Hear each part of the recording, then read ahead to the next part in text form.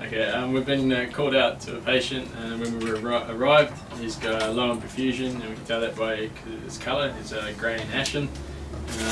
There's no sort of like sharps or anything lying around, and there's no really real obstacles to like get to the patient. Ollie, do you feel comfortable about approaching the scene? Yeah. Cool. So do I. We're both wearing right PPE. Hello, sir. Can you hear me? Sir, open your eyes. Can you hear me? Hello. Okay, he's not responding to pain or sound stimulus. I'm going to check his airway. There's nothing that seems to be obstructing it, so I'm going to look, listen for breathing for 10 seconds.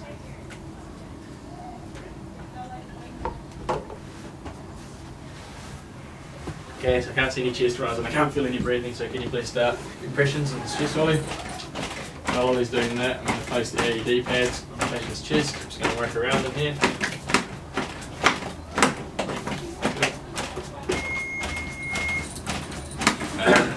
Analyzing heart rhythm. I'm going to request backup. Do not touch the patient.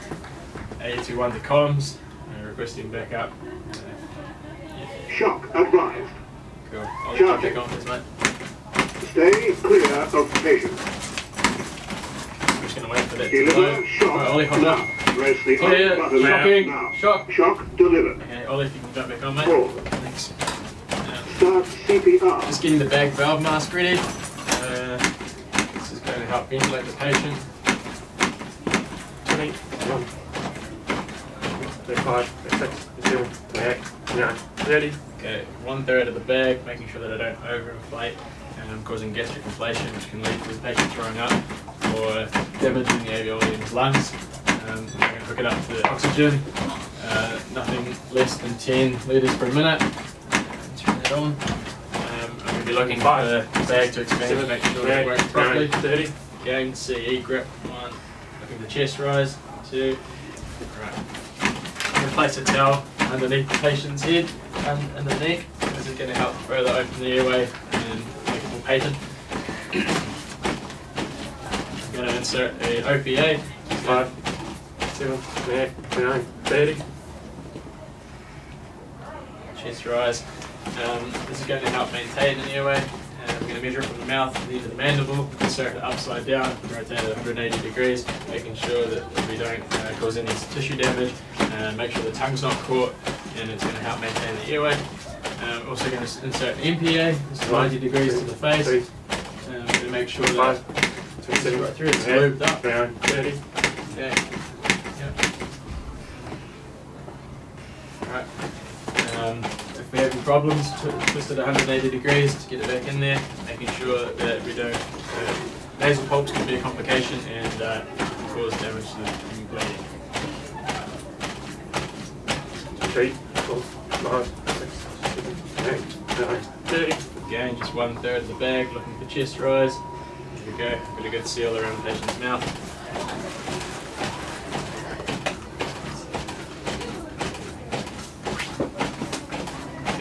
When the AED starts talking, Ollie, I want you to swap with me and take over the airway, and I'll do compressions. That's good. Compressions are looking really good. Analyzing heart Okay, rhythm. so if you want to swap with me. Stay clear of patient. Analyzing heart rhythm. No shock advised. Pause. Okay, so If we'll needed, start CPR. CPR. Ollie's going to maintain the airway. Doing about 100 beats, nothing less than that per minute, 100 to 120. My hands are situated roughly between the nipples and the centre of the chest. I'm going to press down, nothing less than 2 inches. 7, 8, 9, 30. Ollie's counting down so I know when to stop. My hands are coming fully off the chest so that we get the ribs and go back to the original position and the recoil. Did anybody see what happened here? 25, 6. He was just clutching at his chest and he fell. Okay. Do you know the man? He's my brother. Okay. Was he given CPR before we arrived? You guys got here pretty quick, but I think I was working on him for approximately 2 minutes. Okay, that's good. Do you know if he has any conditions that we should be aware of? Yeah, he's got a high blood pressure. Okay. Is he taking any medication for that? I think so, yeah. 7, 28, 29, 30. Alright. Do you know if he's got the medication with him? No, we're out out of my house. Okay, and what was he doing before this happened? Before he collapsed? It was just walking around. It wasn't anything too active, but Okay. When backup arrives, we're pretty close to the ambulance and about 10 minutes away from the hospital. And it shouldn't be too hard to extricate the patient.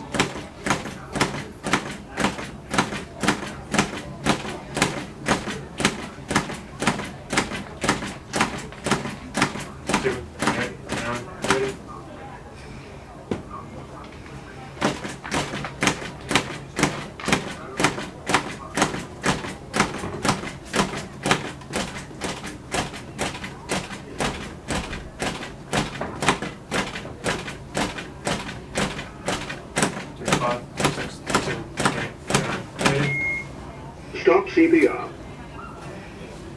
Just going to do a quick bag check. So in the front pocket we have BGL kit that's fully stocked, a thermometer, pupil, light, stethoscope, and blood pressure cuffs for both pediatric and adult, a set of shears as well. On the top of the bag we have the medications which have been checked for the expiry dates. We have methoxyflurine, tramadol, panadol, ibuprofen, densitron and antihistamines. In the next pocket we have a laryngoscope, biohazard bag, pair of forceps as well, MPAs, OPAs and lubricant. In the next pocket down we have the nebulizer with all the tubing, we have salbutamol, ibupropium and adrenaline ampules. Then we have in the main pack we have sharps container, slippery sands, also bag valve masks for both adults and pediatrics. The bags contain masks, filters, peat, also reservoirs and the main part of the BVM. We also have an IV roll, towel, a cardboard splint, plastic splint and a neck brace. The large pocket on the side contains all the trauma equipment, so that's tapes, 25 to 50mm, gauze and triangular bandages, and also a tourniquet and ampules of saline and just other small bandages. The other side of the bag houses all the stuff you need for diabetes, so that's the glucagon, glucose sachets and 10% glucose 500ml with a syringe to draw it up. In the smaller compartment we have emesis bags and sodium ethyl chloride, a spinal lanyard and the N95 mask. Everything seems to be in the bag and ready to use. Yeah, that's it. I'm going to use the suction unit now. So to do this, we quickly have to check to make sure that the tubing is all okay. It's not cracked or any splits or anything like that in it, and that the rigid catheter is in good condition, which it is. We're also going to make sure that we have a battery, which we do. And first of all, we're going to run a test to make sure that this works. So we do that by kinking the hose, holding the test button and turning it on. So.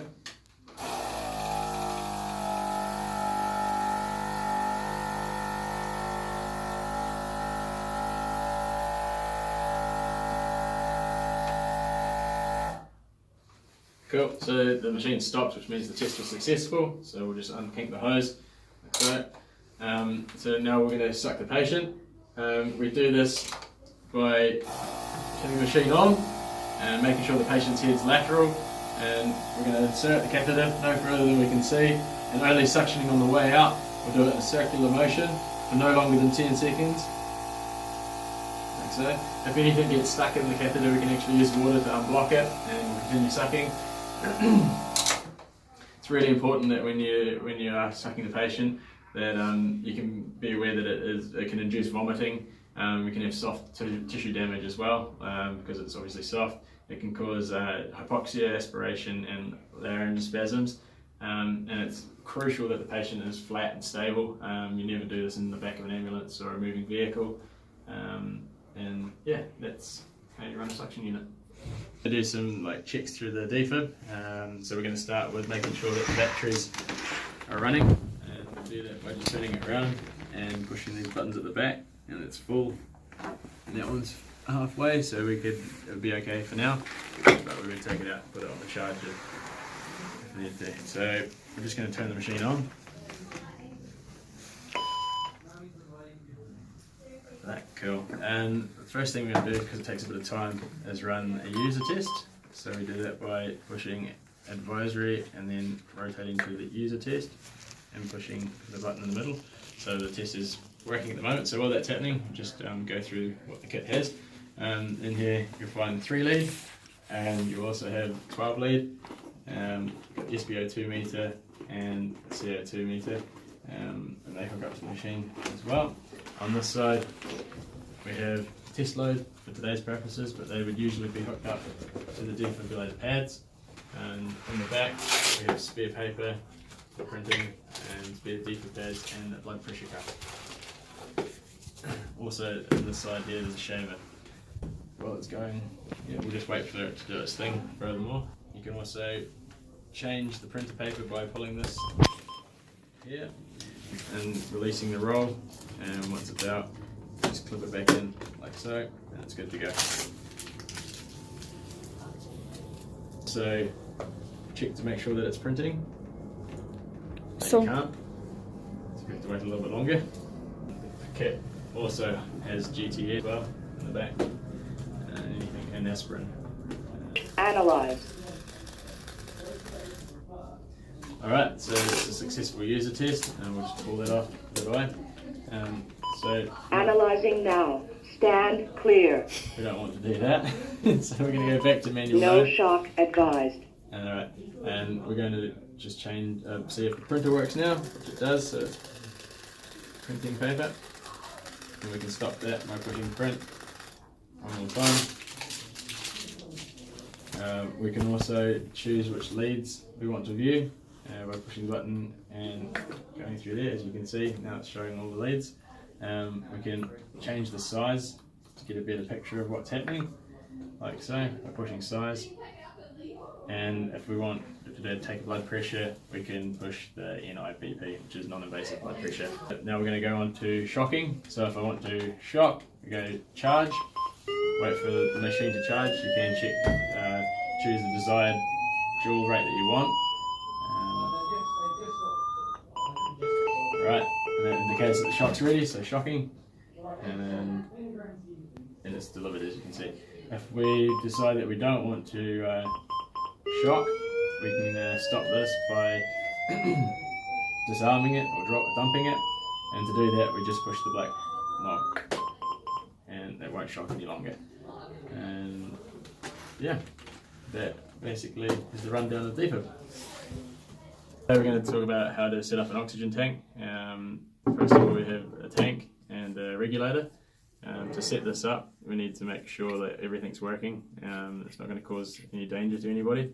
So we have inside here, it's what they call a Bodak seal, and we're just going to make sure that the plastic isn't broken or any of the seals are cracked or worn. If so, we have to replace it. This one's okay, so we'll place it back to where it belongs, and yeah, like so. There's also some pins that line on the inside that will line up with this side of the bottle.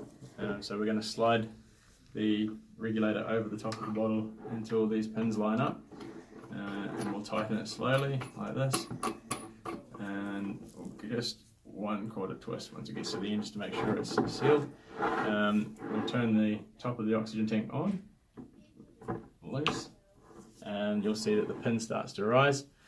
Indicates that there is oxygen in the tank, and the regulator will regulate how many litres per minute you require by turning it on and off. To empty the regulator, we'll then turn the oxygen tank off, and we'll purge the remaining air like so until it hears nothing. Turn it back off and unwind the regulator, and it should just slide off like so. Put that aside. We use the oxygen tank with a bag valve mask. This is the bag valve mask. It's used in conjunction with the oxygen tank to administer oxygen to patients. when we test this, we make sure that there's no air escaping from the seal, and you can do it on a flat surface as well. What we're going to do is test the bag at the end, just to make sure that there's no holes in it. So we'll do that by pumping it up. And this one's inflating, so it looks pretty good. I'll just place it on the end of the barrel flask here. This as well. And like I said, it's used in conjunction with oxygen, and that's via this tube. We'll place it on, and when we turn it on, we should be able to see the bag inflate slowly. Just happening here, and then we know it's ready to be used on a patient for ventilation.